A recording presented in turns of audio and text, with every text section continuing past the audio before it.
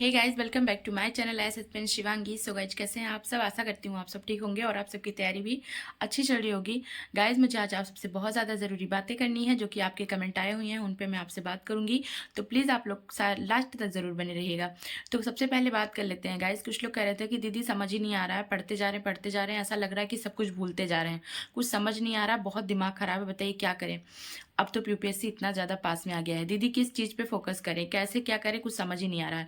तो देखो भाई, अगर आपने अभी तक ना एक अच्छी प्रॉपर स्ट्रेटजी बनाई थी होगी, तो आपके सारे सब्जेक्ट, सारी चीज़ें आपके, चाहे वो करंट अफेयर हो या स्टैटिक पार्ट हो या फिर सी सेट हो, कुछ भी ऐसा नहीं लग रहा होगा आपका कि नहीं तैयार है। तो अगर आपने प्रॉपर स्ट्रेटजी बनाकर तैयारी की है तो प्लीज़ आप लोग घबराइए मत, परेशान मत होइए। वो एग्ज़ाम जैसे जैसे पास आता है ना, वो हर एस्पिरेंट को मतलब डर लगता है, ऐसा लगता है कि कुछ तैयार ही नहीं है, कुछ चीज़ें ही नहीं है। बट कोई बात नहीं, आप अपने आप को रिलैक्स करके जिस तरीके से अपनी तैयारी करते आए हैं उसी के अकॉर्डिंग अपनी तैयारी करते रहिए। सबसे ज़्यादा ज़रूरी है धैर्य बना के रखिए। और रही बात, आपको ऐसा लगता है कि हाँ नहीं हो पा रहा, या फिर समझ नहीं आ रहा, या फिर बहुत ज़्यादा परेशानी हो रही है, तो आप अब एक सब्जेक्ट को आप फिनिश करना शुरू कर सकते हैं। जैसे एक सब्जेक्ट का फुल रिवीजन करिए, चाहे आपको एक सब्जेक्ट में 1 दिन लग रहे हो या 2 दिन लग रहे हो, करके ख़त्म करिए। अगर उसके बाद से फिर एक बार मतलब उसको देख लीजिएगा, तो आप ये भी कर सकते हैं कि एक सब्जेक्ट को ही 1 दिन रिवीजन के लिए रखिए। अदरवाइज 1 से 2 सब्जेक्ट भी ले सकते हैं, आप अपने अकॉर्डिंग देख सकते हैं। अब गाइस, कुल मिला के बात करना था कि किस चीज़ पे फोकस करें, कैसे क्या, तो इसके बारे में मैं डिटेल आप सबसे बात करना चाहूँगी। हो सकता है वीडियो थोड़ी सी लंबी हो जाए, बट लास्ट तक जरूर बन रहिएगा। तो सबसे पहले बात करते हैं गाइस। देखिए, प्रीलिम्स जो होता है ना, हर किसी को पता है कि प्रीलिम्स का सिलेबस का कोई एंड नहीं है। बहुत कुछ पढ़ना है इसमें, बहुत कुछ, मतलब समझ ही नहीं आता। सब कुछ पढ़ने के बाद भी अगर आप पीवाईक्यूज उठा के देखते होंगे तो ऐसा लगता हो कि कोई क्वेश्चन कहाँ से कहाँ ही से आ गए हैं। फिर भी बट लेकिन अगर आप तैयारी कर रहे हैं, एक सीरियस स्पिरिट की आपकी जर्नी रही है पूरा, आप एक सीरियस होकर तैयारी कराएं, तो आपको डरने की कोई ज़रूरत नहीं। सबसे ज़्यादा मुझे ऐसा लगता है प्रीलिम्स में जो भी इंपॉर्टेंट है वो आपका स्टैटिक हो जाता है। स्टैटिक गाइस बहुत ज़्यादा इंपॉर्टेंट है, क्योंकि आप अगर देखते होंगे तो क्वेश्चन आपको समझ में आता होगा। अब स्टैटिक की अगर बात करें तो आपका एनवायरमेंट, वो इकोनॉमी इतना ज़्यादा इंपॉर्टेंट था। जैसे इकोनॉमी हो गया, ज्योग्राफी के कितने सारे क्वेश्चन आते हैं। इकोनॉमी, ज्योग्राफी, हिस्ट्री में भी पहले था कि मतलब बहुत ज़्यादा मॉडर्न इंडिया से क्वेश्चन आते थे, बट अभी कुछ सालों से ट्रेंड चेंज हुआ है, तो आपको उसको भी फोकस होकर देखना है ना। अब इसीलिए बार बार बोला जाता है कि पीवाईक्यूज करिए, पीवाईक्यूज, क्योंकि पीवाईक्यूज से हमें पता चलता है ना कि कोई सीरियल ईयर्स में कौन से चेंजेस हो रहे हैं। क्योंकि ये यूपीएससी है, ऐसा नहीं है कि अगर आपने 3-4 सालों में देख लिया कि आधुनिक भारत से बहुत ज़्यादा क्वेश्चन आ रहे हैं, तो आप ये मान के चलिए 100% भारत में हो सकता है इस बार में आपके बहुत कम क्वेश्चन आए, 2 से 3 ही आए, एनिशंट और मिडिवल का बढ़ा दें, तो कुछ भी नहीं पता। ऐसे टाइम पे वो गेम चेंज करता है ना कि अच्छे खासे लोगों की हालत खराब हो जाती है गाइज। तो ये बिल्कुल भी नहीं करना है।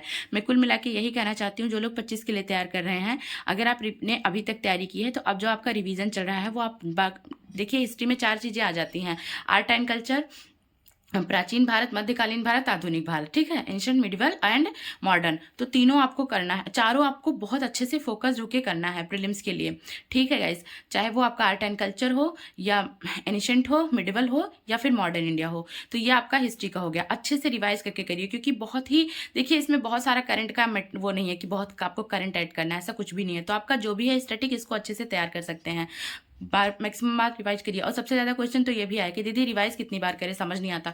तो भाई, रिवाइज का कोई ये नहीं है कि मैं आपसे कह दूँ 2 बार रिवाइज कर लीजिए, 3 बार, जितनी बार मैक्सिमम बार आप रिवाइज कर सकते हैं उतनी बार आप रिवाइज करिए। बट हाँ, सब ज़्यादा आप रिवाइज तभी कर पाएंगे जब आपकी सोर्सेज लिमिटेड होंगे। अगर आपका एक ही सब्जेक्ट के लिए सोर्सेज ही 2 से 4 हैं, 5 हैं, तो फिर आपका रिविजन नहीं हो पाएगा बहुत अच्छे तरीके से। इसीलिए गाइज मैं स्टार्टिंग से कहती आई हूँ, अभी भी कह रही हूँ, जो भी लोग 26 के लिए हैं, प्लीज़ आप 1 सब्जेक्ट के लिए 1 सोर्सेज करिए। कहते हैं ना कि अगर 1 sources maximum revision, and maximum sources one time, मतलब आप रिवीजन करेंगे तो फिर कुछ भी आपका वहाँ पे आपको बहुत ज़्यादा सेल्फ अपने ऊपर आने लगेगा, और सारी चीज़ें आपको लगेगा कि मतलब कुछ समझ में नहीं आ रही। और सबसे चीज़ गाइज, तो आपको कॉन्फिडेंस रखना है अपने ऊपर। अब वो टाइम नहीं है कि जब अपने ऊपर डाउट करें, सेल्फ डाउट तो कभी करना ही नहीं है। ऐसे ही बात करते हैं अगर, तो इकोनॉमी के लिए भी 1 सोर्सेज करिए एंड मैक्सिमम बार रिवीजन के लिए, तो वही मेरा बताना था।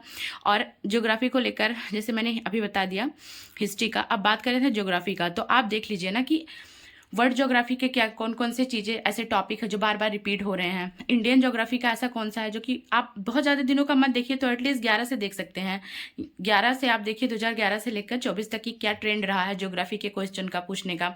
चाहे वो इंडियन ज्योग्राफी से किस टाइप के क्वेश्चन पूछे गए हैं, वर्ल्ड ज्योग्राफी के किस टाइप के क्वेश्चन पूछे गए, ये सारी चीज़ों पर आपको फोकस रख के बहुत अच्छे से, मतलब वो चीज़ें खुद से करनी पड़ेंगी। अगर मैं बता दूँ या कोई भी बता देगा, तो बताई हुई चीज़ें आपको उतनी बेहतर समझ में नहीं आएंगी गाइज। अगर आप खुद से चीज़ों को करेंगे तो ज़्यादा बेहतर समझ में आएगा। तो अगर आप इसीलिए हमेशा पीवाईक्यूज आपने सॉल्व किया होगा तो आपको पता होगा कि कैसे यूपीएससी का ट्रेंड चेंज होता है, किन किन टॉपिक को ज़्यादा वेटेज दे रहा है, किस टॉपिक से ज़्यादा क्वेश्चन आ रहे हैं, किस टॉपिक से कौन से ऐसे टॉपिक है जिससे क्वेश्चन आ ही नहीं रहे हैं बिल्कुल 2-3 सालों से, तो वो आपको पता चलेगा। तो गाइज मैं यही कहनी थी कि स्टैटिक को आप अच्छे से स्ट्रॉन्ग करिए, चाहे वो हिस्ट्री हो, ज्योग्राफी हो, इकोनॉमी हो, एनवायरमेंट एंड इकोलॉजी हो, या सारी चीज़ें हो, तो ये आप कर लीजिए। अब बात आते हैं करंट की। तो करंट अफेयर जिसका बहुत अच्छे से तैयार है, जिन्होंने मंथली किया है, चाहे वो न्यूज़पेपर से किया हो या मंथली मैगजीन से किया हो, उनका बहुत अच्छी बात है। जिन्होंने नहीं किया है वो गाइज अब अपना PT 365 से कर लीजिएगा। उसमें बहुत सारे टॉपर्स कहते हैं, मतलब मैं कोई चीज़ ऐसे ही नहीं बोल रही, टॉपर्स भी कहते हैं, टीचर्स भी कहते हैं कि मतलब आप PT 365 कर सकते हैं, उसमें सारी चीज़ें आपकी कवर हो जाएंगी, क्योंकि अब इस टाइम पे आपके पास इतना टाइम नहीं है कि आप मंथली मैगजीन करें। तो अगर आपका जो चीज़ नहीं तैयार है उसके लिए भी आप तरीका सोचिए कि अब जो चीज़ मेरा कवर नहीं हो पाया उसको मैं कैसे कवर करूँ। गाइज आज की पूरी वीडियो जो भी है वो 25 वालों के लिए ही है, जो सेल्फ स्टडी से प्रिपेयर कर रहे हैं। उनका बहुत सारा कमेंट था तो मैं उस पर बात कर रही हूँ। तो बाकी तो अगर आपको लग रहा है कि करंट अफेयर नहीं तैयार है तो प्लीज़ आप परेशान मत हो। इतने दिनों से आपने स्टैटिक तैयार किया है ना, तो वो तो आपका अच्छे से तैयार होगा, तो उसकी रिवीजन करते रहिए। एंड करंट अफेयर के लिए PT 365 लीजिए।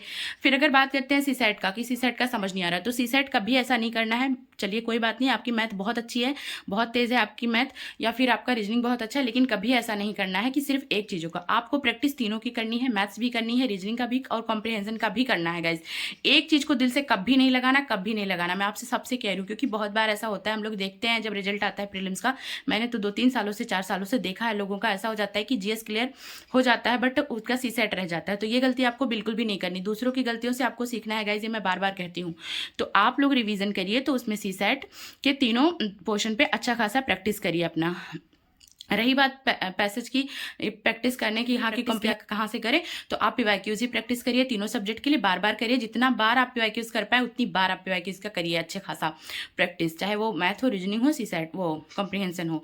तो ये बात सीसेट की हो गई गाइज। और क्या बात करनी थी, हाँ तो ये सारी चीज़ें हो गई। मैं जो कर रही हूँ वो मैं आपको बता रही हूँ। जैसे मैंने अभी तक जो पढ़ा है वो मेरी स्ट्रेटजी एक अलग थी, लेकिन जो मार्च से मैंने अपनी खुद की स्ट्रेटजी बनाई है गाइज वो बिल्कुल अलग है। इसमें क्या कर रही हूँ मैं, हर सब्जेक्ट को, जो भी सब्जेक्ट पढ़ रही हूँ उसको पीवाईक्यूज से बहुत अच्छे से, अब पीवाईक्यूज में अगर कोई मुझे नया वर्ड दिख रहा है ना, तो उसको मैं डिटेल, मतलब उसको अच्छा खासा 2 से 3 लाइन में, या फिर उसको अच्छे से जानने की कोशिश करूँ कि हाँ क्या है। वैसे तो मैंने पीवाईक्यूज बहुत बार किया, लेकिन अब 3 से कम 1 से 2 बार पीवाईक्यूज मुझे और अच्छा करना है, क्योंकि उसका जो एनालिसिस होता है ना वो बहुत अच्छे से आपको करना है चारों ऑप्शन का। तो गाइज मैं ये नहीं कह रही कि टेस्ट सीरीज आप मत लगाओ, आप टेस्ट सीरीज लगा रहे हो, आपकी प्रैक्टिस बेहतर हो रही है, बहुत अच्छी बात है, बट मैं ये कह रही हूँ कि टेस्ट सीरीज के चक्कर में पीवाईक्यूज को नजरअंदाज मत करिएगा, ठीक है। और पीवाईक्यूज सिर्फ यूपीएससी के पीवाईक्यूज के नहीं, जैसे CDS का हो गया है ना, CRF का हो गया, सारे जितने भी ऐसे एग्जाम जो कि यूपीएससी कराती है उन सबके पीवाईक्यूज आपको देखने हैं और अच्छे खासे उससे प्रैक्टिस करनी है ना। जो प्रीलिम्स प्रैक्टिस सीरीज मैंने आप सबको कहा था वो अगर आप लोगों ने कर लिया होगा तो उससे आपको एक क्वेश्चन का बहुत अच्छा खासा आइडिया लग गया होगा, क्योंकि गाइज कुल मिला के आपको क्वेश्चन जो होते हैं ना ये बहुत ज़्यादा हेल्प करते हैं, ठीक है। तो मेरा तो यही फोकस है अपनी चीज़ों को लेकर, क्योंकि मैं स्टैटिक जो भी है मेरा, मैं उस पर अच्छा खासा फोकस करूँ। और रही बात करंट अफेयर, तो मैंने मंथली मैगजीन भी फॉलो किया है, बाकी चीज़ें फॉलो किया है, लेकिन मैं ये जानती हूँ गाइज, अगर आपका स्टैटिक अच्छे से तैयार है ना तो आपके प्रीलिम्स में बहुत ज़्यादा प्रॉब्लम नहीं आएगी। तो आप कोई, क्योंकि करंट जो अफेयर जो भी पूछा जाता है वो आपके स्टैटिक से करंट मतलब ऐड करके ही पूछा जाता है, स्टैटिक को ही लेके। तो ये सारी चीज़ें थी, जैसे पॉलिटी का करंट अफेयर हो गया, या फिर इकोनॉमी का हो गया, एनवायरमेंट एंड इकोलॉजी का हो गया, ज्योग्राफी का, तो सारी चीज़ें आपके स्टैटिक से ही कहीं ना कहीं लिंक होती हैं, उसी के अकॉर्डिंग आपसे पूछा जाता है। ये बात सब बातें करनी थी। और कुल मिला के अब जैसे आप बहुत परेशान हो रहे हैं तो उस पर मैं कुछ आपसे एक स्टोरी छोटी सी है जो आपके साथ शेयर करना चाहती हूँ। देखिए गाइज, जैसे बात करते हैं कि आप एक यूपीएससी की तैयारी कर रहे हैं, ठीक है, तो ये कोई वनडे एग्ज़ाम तो है नहीं कि आपका जैसे कि कोई भी ऐसा एग्ज़ाम है जिसको आप शॉर्टकट तरीके से तैयारी करके देना चाहते हैं। देखिए गाइस, जो यूपीएससी है ना वो आपसे शॉर्टकट की तैयारी जो आप चाहते हैं उससे कभी कुछ भी नहीं होने वाला, क्योंकि ये मैराथन है, पूरा सालों साल की जर्नी है और एक वास्ट सिलेबस है आपके सामने। यूपीएससी का जो सिलेबस है ना, अगर वो आपका 70% भी तैयार है, बहुत अच्छे से तैयार है, और अब आप रिवीजन करें तो आपको घबराने की कोई ज़रूरत नहीं है। आप टेंशन मत लीजिए, क्योंकि अगर आप इस टाइम पे ना बहुत ज़्यादा टेंशन में आ गए या बहुत सारी चीज़ें अपनी ख़राब कर ले, आप ये सोचिए कि कौन सा सब्जेक्ट आपका तैयार है, कौन सा नहीं तैयार है, किस चीज़ पर आपको फोकस करना है, किस चीज़ को और बेहतर करना है, क्योंकि ये जो टाइम है वो बहुत ऐसा टाइम है कि आप अच्छी सारी चीज़ों पर फोकस कर सकते हैं। गाइस ये सारी चीज़ें मुझे आप सबसे शेयर करनी थी। अपने ऊपर आत्मविश्वास रखिए, आत्मविश्वास के साथ आगे बढ़िए, तैयारी करिए।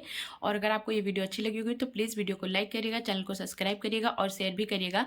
ठीक है गाइस, तो फिर क्योंकि बहुत मुश्किल से टाइम निकालते हैं, आप सबको पता है टाइम नहीं होता है, फिर भी मैं आप सब चीज़ सबके लिए चीज़ें लाती हूँ। तो आपसे उम्मीद करती हूँ कि आप सब बहुत सारा प्यार देंगे। और ठीक है गाइस, फिर मिलते हैं नेक्स्ट ब्लॉग में। तब तक के लिए आप सभी को जय Hind and all the best. अपनी प्रिपरेशन अच्छे से करिए।